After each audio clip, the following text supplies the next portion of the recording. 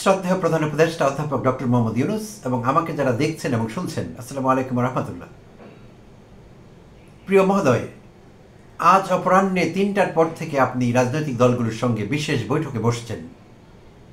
এটি আমরা আগেই জেনেছি এবং আমরা ধারণা করছি আজকের মিটিংয়ের এজেন্ডা হবে শুক্রবার রাতে নুরুল হক নূরের উপর, গণ অধিকার পরিষদের সভাপতি, জুলাই অভ্যুত্থানের অন্যতম স্টেক হোল্ডার নুরুল হক নূরের উপর সেনাবাহিনীর একাংশের যে অসভ্য আচরণ আমরা দেখলাম, যেভাবে তাকে হামলা করা হয়েছে, তার উপর যেভাবে তাকে আঘাত করা হয়েছে, সেই বিষয়ে আপনি কথা বলবেন এবং সেই ঘটনাটিকে কেন্দ্র করে দেশ যেভাবে রাজনৈতিকভাবে উত্তাল হয়ে উঠেছে সেই বিষয়ে আপনি কথা বলবেন নিঃসন্দেহে।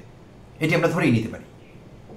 তো ভাবলাম তার আগেই আপনার সঙ্গে আমার কিছু কথোপকথন হয়ে যাক, যদিও কথোপকথনটি ইমাজিনারি।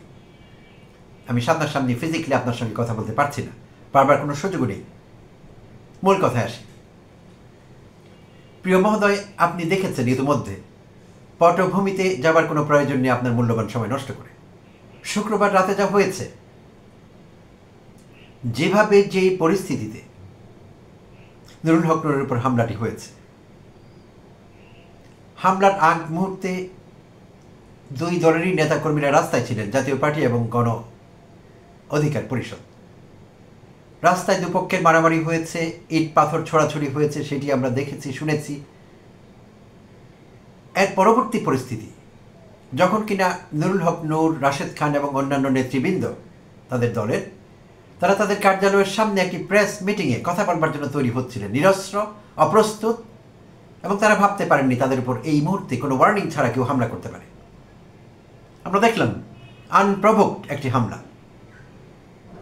বিনা উস্কানিতে হামলা হলো এবং বেধড়ক পিটানো হলো নুরুল হক নূরকে। এবং আমি ধারণা করছি তাকে মেরে ফেলবার উদ্দেশ্যে এই কাজ করা হয়েছে। যারা করেছে তাদের উদ্দেশ্য একটিই ছিল, নুরুল হক নূরকে মেরে ফেলতে হবে। না হলে এরকম নির্বিচারে হামলা কারো উপর হতে পারে না, একজন ব্যক্তির উপর এইভাবে ঝাঁপিয়ে পড়তে পারে না একদল সেনা সদস্য। এবং নুরুল হক নূর এই হামলায় যদি মরে যেতেন, গড ফরবিড, দেশের পরিস্থিতি কি হতো? নিয়ন্ত্রণের বাইরে যেত। আর তারা তাই চেয়েছেন। যারা এই কাজটি করেছেন, যারা এর কুশীলব, যারা এই নাটক মঞ্চস্থ করেছেন, যারা এই নাটক লিখেছেন, নাটকের চিত্রনাট্য রচয়িতা, পরিচালক, পরিবেশক, প্রযোজক, সবার কথা বলছি, তারা এটি চেয়েছেন দেশ অস্থিতিশীল হোক, অস্থির হোক, এবং তারা সেই টার্বিউলেন্ট টাইম বা অস্থির সময়ের সুযোগ নেবেন। একজন তো বসে আছেন, কাছাকাছি আছেন, টুপ করে ঢুকে পড়বেন। এই সব কিছু টুপ করে ঢুকে পড়বার সঙ্গে জড়িত, এটি বোঝা যায়। তো শুধু শারীরিকভাবে নুরুল হক নূরের উপর হামলা হয়েছে, রাশেদ খানের উপর হামলা হয়েছে, তিনিও আহত হয়েছেন, হি ওয়াজ ইনজার্ড, আমরা দেখেছি সেটি। শুধু এটুকু না, তাদের অফিসের ভেতরে ঢুকে সেনা সদস্যরা টয়লেটের দরজা ভেঙে পর্যন্ত ভিতরে ঢুকে তাদের নেতাকর্মীদের পিটিয়েছে, অফিসের আসবাবপত্র ভাঙচুর করেছে। এ কেমন প্রতিহিংসা? এটি তো সুস্পষ্ট প্রতিহিংসা চরিতার্থ করেছে তারা নুরুল হক নূরের উপর, তার দলের নেতাকর্মীর উপর। স্ট্রেট ফরওয়ার্ড, এর আর কোনো কিছু নেই, নো ইফ নো বাট, প্রতিহিংসা চরিতার্থ করেছে। কিন্তু সেনা সদস্যদের কেন এই প্রতিহিংসা নুরুল হক নূরের প্রতি? তাদেরকে কি কেউ উস্কে দিয়েছে? এমনটি জানা যাচ্ছে। সমাজ মাধ্যম এবং অন্যান্য গণমাধ্যমের রিপোর্টে আমরা যা জানতে পারছি, কয়েকজন সেনা কর্মকর্তার নাম উঠে এসেছে এখানে। যার নাম প্রধানত এসেছে এই পুরো নাটকের কমান্ডার ইন চিফ, তিনি হলেন মেজর জেনারেল আসাদ, নবম পদাতিক ডিভিশনের জেনারেল অফিসার কমান্ডিং, জিওসি। আর নাম এসেছে তার ডাউনলাইন দুজনের, lieutenant colonel Rakib and lieutenant colonel Afzalur Rahman. এই দুজনের নাম এসেছে। তারা ফিল্ড পর্যায়ে অপারেশন বাস্তবায়ন করেছেন, তাদের নেতৃত্বে সেনা সদস্যরা এই বীরত্বপূর্ণ কাজটি করেছে। আরেকজনের নাম উঠে এসেছে, তিনি হলেন ব্রিগেডিয়ার জেনারেল শামস মোহাম্মদ মামুন, তার ছবিও ভেসে বেড়াচ্ছে গণমাধ্যমে এখানে ওখানে সোশ্যাল মিডিয়ায়। তো এর মধ্যে প্রকৃত তদন্তই শুধু বের করতে পারবে এই অফিসারদের মধ্যে কারা জড়িত ছিলেন এই ঘটনায়, তারা আদৌ জড়িত ছিলেন কিনা, নাকি তাদের নাম ভুলভাবে এসেছে, অন্য কেউ ছিলেন এই ঘটনার পেছনে, কুশীলব কারা ছিলেন, সব কিছু বেরিয়ে আসবে একটি নিরপেক্ষ এবং সুষ্ঠু তদন্তে। ইতিমধ্যে আপনার প্রেস উইং থেকে জানানো হয়েছে আপনি এবং আপনার সরকার সিদ্ধান্ত নিয়েছে একটি জুডিশিয়াল ইনকোয়ারি কমিটি, বিচার বিভাগীয় একটি তদন্ত কমিটি হবে, সেই কমিটি সব কিছু বের করবে। ফাইন, উই ওয়েলকাম ইট, আমরা স্বাগত জানাই এই সিদ্ধান্তকে। তার আগে কিছু কথা বলে নেওয়া জরুরি মনে করছি। সেটি হলো, যদি এই কথাগুলো সত্যি হয়, যা তথ্য আমরা পাচ্ছি যে সেনাবাহিনীর একটি মহল এই ঘটনা ঘটিয়েছে, সেনা প্রধানের কনসার্ন ছাড়া তারা এই ঘটনা ঘটাতে পারবে না, এটি সম্ভব নয়। আর যদি সেনা প্রধানের কনসার্ন ছাড়া অন্য অফিসাররা এটি ঘটিয়ে থাকতে পারে, তাহলে আমরা ধরে নিব সেনাবাহিনীতে একটি কু হয়েছে, সেনাপ্রধান ওয়াকারুজ্জামান আর কার্যত সেনাপ্রধান নেই, এটি ইঙ্গিত করে বিষয়টি। কিন্তু তিনি যখন এখনো ক্ষমতায় আছেন, তার মানে তার কনসার্ন এখানে আছে, তিনি এটির একটি অংশ, পরিষ্কার এটি। যদি তাই হয়, তাহলে জুলাই অভ্যুত্থানের স্টেক হোল্ডারের উপর হামলা হয়েছে, পুরো জুলাই অভ্যুত্থানের উপর হামলা হয়েছে। আপনি জুলাই অভ্যুত্থান পরবর্তী সরকারের নেতৃত্ব দিচ্ছেন, এই হামলা আপনার উপর হয়েছে, আপনার সরকারের উপর হয়েছে। বিষয়টিকে সহজভাবে দেখবার কোনো সুযোগ নেই, অ্যাবসলিউটলি নট।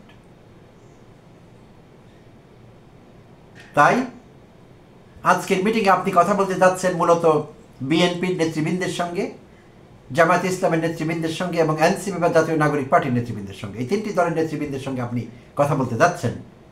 আমার আর্নেস্ট রিকোয়েস্ট আপনার কাছে, প্রিয় মহোদয়, রাজনৈতিক দলগুলোকে আপনি দয়া করে জিজ্ঞেস করবেন তারা কি চায়। বিএনপি আগে যেভাবে সেনাপ্রধানকে মহিমান্বিত করেছে, গ্লোরিফাই করেছে, আইডিয়ালাইজ করেছে,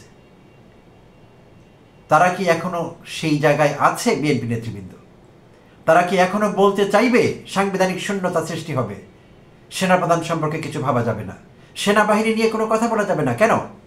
সেনাবাহিনী কি ধর্মগ্রন্থ? ধর্মগ্রন্থের সমালোচনা চলে না, আর সব কিছুই তো দুনিয়াতে সমালোচনা চলে, কেন চলবে না?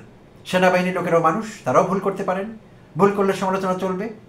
আর আরেকটি মহল তো আছেই, কিছু চাটুকার, কিছু মোসাহেব, কিছু চাকর, কিছু দাস মনোবৃত্তি সম্পন্ন মানুষ আছেন, তারা কেউ কেউ সাংবাদিক, কেউ কেউ কলামনিস্ট, কেউ কেউ বুদ্ধিজীবী। তারা বলছেন সেনাবাহিনীকে আগে লোকেরা সমীহ করত, সেনাবাহিনী নিয়ে কখনো কোনো কথা হয়নি, এখন বাচ্চা বাচ্চা ছেলেরা সেনাবাহিনীর বিরুদ্ধে কথা বলছে, অমুক কথা বলছে, তমুক কথা বলছে। কেন বলবে না? সেনাবাহিনী যদি সমালোচনার যোগ্য কাজ করে, কেন তাদের সমালোচনা হতে পারবে না? তারা কারা? আমাদের বেতনে তারা চলে, আমাদের টাকায়, আমাদের ট্যাক্সের টাকায়, ট্যাক্স পেয়ারদের টাকায়, জনগণের টাকায় তাদের বেতন হয়, তাদের ইউনিফর্ম হয়, তাদের অস্ত্র কেনা হয় আমাদের টাকায়। সেই অস্ত্র তারা অবৈধভাবে আমাদের উপরই চালাবে, ইউনিফর্মের দাপট তারা আমাদের দেখাবে, আমাদের চোখ রাখাবে, তারা আমাদের কর্মচারী, উই পে দেম, আমাদের কর্মচারীরা আমাদের চোখ রাঙাবে। হাউ কাম, হাউ অ্যাবসার্ড, কি করে সম্ভব এটি? সো যে দাসেরা এটি বলছে যে সেনাবাহিনীকে আগে লোক সমীহ করত, সমীহ করার কিছু নেই, তারা আমাদের মতোই মানুষ, তাদেরকে আমরা শ্রদ্ধা করব, ভালোবাসব, উৎসাহিত করব, দেশপ্রেমিক ভাবতে চাই এবং বিশ্বাস করি মনে প্রাণে তাদের বৃহৎ অংশ, তাদের বৃহত্তর অংশটি এখনও দেশপ্রেমিক, দেশের ভালো চান। না চাইলে তারা আমাদের বিরুদ্ধে লেগে যেতেন সেই 5 আগস্ট পূর্ববর্তী সময়ে, কিন্তু তারা অস্বীকার করেছেন। So majority of the army আমরা ধরে নিচ্ছি আমাদের পক্ষে আছেন, আমাদের সঙ্গে আছেন। তারা দেশের ভালো চান, স্থিতিশীল একটি বাংলাদেশ দেখতে চান, গণতান্ত্রিক একটি উত্তরণ চান। সেনাবাহিনী একটি ক্ষুদ্রাংশ এই কাজ করছে, এবং যেই ক্ষুদ্রাংশের নেতৃত্ব দিচ্ছেন ওয়াকারুজ্জামান। তাই আজকের মিটিংয়ে দয়া করে আপনি বিএনপিকে জিজ্ঞেস করবেন বিএনপি কি চায়, এবং আমাদের দয়া করে জানিয়ে দেবেন বিএনপি কি বলেছে। আমরা বিএনপিকে দেখতে চাই ওয়ান্স অ্যান্ড ফর অল। আপনি দয়া করে জামায়াত ইসলামকে জিজ্ঞেস করবেন তারা কি চায়। তারাও কি বিএনপির মতো বয়ান তৈরি করতে চায়? কারণ আমরা দেখেছি শুক্রবার রাতে নূরের উপর হামলার কারণে, হামলার জন্য তারা যে প্রতিবাদ লিপি দিয়েছে, প্রতিবাদ করেছে, তাদের সেই প্রতিবাদের ভাষা দেখেছি আমরা। বিএনপি এবং জামায়াতে ইসলাম তারা সেনাবাহিনীর নামটি পর্যন্ত নেয়নি, কারণ সেনাবাহিনী তাদের ভাসুর নাম নেওয়া তো লজ্জার কিংবা অশুভ, তাই তারা ভাসুরের নাম নেয়নি। তাহলে এখনও কি তারা সেই অবস্থানে থাকবে? সময় কি আসেনি সেনাপ্রধানকে তার পদ থেকে সরিয়ে দেবার? সেনাবাহিনীর যারা এই নানা রকম প্লটের সঙ্গে যুক্ত সেই ক্ষুদ্রাংশের বিরুদ্ধে কঠোর ব্যবস্থা নেবার সময় কি আসেনি? এরা মাঠে ক্রিয়াশীল থাকলে নানা রকম ষড়যন্ত্র, নানা রকম প্লট নিয়ে আপনার সরকার কি করে কাজ করবে? কাজ তো করতে পারছে না আপনার সরকার। আপনি খুব ভালোভাবে জানেন আপনার সরকার কাজ করতে পারছে না প্রিয় মহোদয়। আপনার সরকারকে কাজ করতে দেয়া হচ্ছে না, কারণ মাসের পর মাস রাস্তায় মব হলো, লোকের উপর হামলা হলো, গণপিটুনি হলো, চাঁদাবাজি হলো, কয়েক লক্ষ ঘটনা চাঁদাবাজির গত 1 বছরে। কোথায় দেখেছি আমরা সেনাবাহিনীর সদস্যদের এতটা প্রোঅ্যাক্টিভ, এতটা অ্যাগ্রেসিভ? কোথায় দেখেছি একটা চাঁদাবাজকে পিটিয়ে উল্টো করে ঝুলিয়েছে? কবে দেখেছি? কেউ দেখেনি। তাহলে হঠাৎ করে নুরুল হক নুরের উপর হামলা করবার জন্যে, পরিস্থিতি স্থিতিশীল করবার জন্য তারা এতটা মরিয়া হয়ে উঠল কেন? এই সাধারণ প্রশ্ন যে কোনো লোকের মনে উদয় হতে পারে, এবং এইটি সবচেয়ে বড় প্রশ্ন। হঠাৎ করে এত অ্যাগ্রেসিভ, এত প্রোঅ্যাক্টিভ তাদেরকে কে হতে বলেছে? কার স্বার্থে হয়েছে?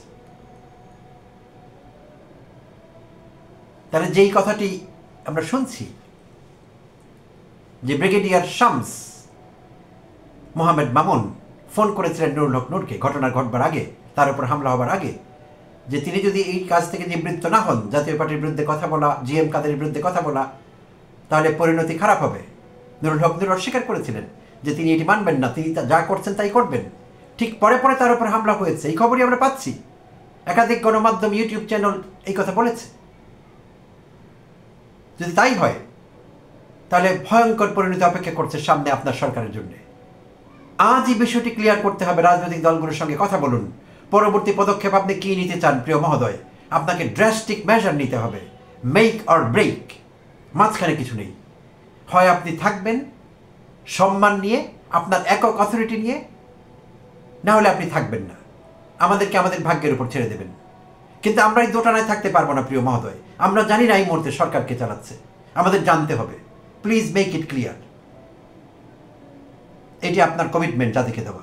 আপনি বলেছিলেন যে আপনি আমাদের জানাবেন যদি এমন কিছু হয় যে আপনি ফাংশন করতে পারছেন না, আপনার সরকার ফাংশনাল না, সময় এসেছে সেটি আমাদের জানাবার।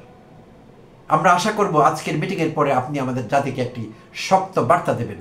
আপনি কি চান, এখন কি চলছে, আর কি কি বিষয় প্রতিবন্ধকতা তৈরি করেছে আপনার পথে, আপনার গভর্নেন্স, আপনার যে অথরিটি সেইটির পথে কারা প্রতিবন্ধকতা সৃষ্টি করছে, কতটুকু প্রতিবন্ধকতা সৃষ্টি করছে।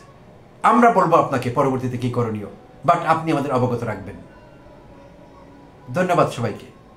আপনার সুস্বাস্থ্য এবং দীর্ঘায়ু কামনা করে শেষ করছি। আসসালামু আলাইকুম।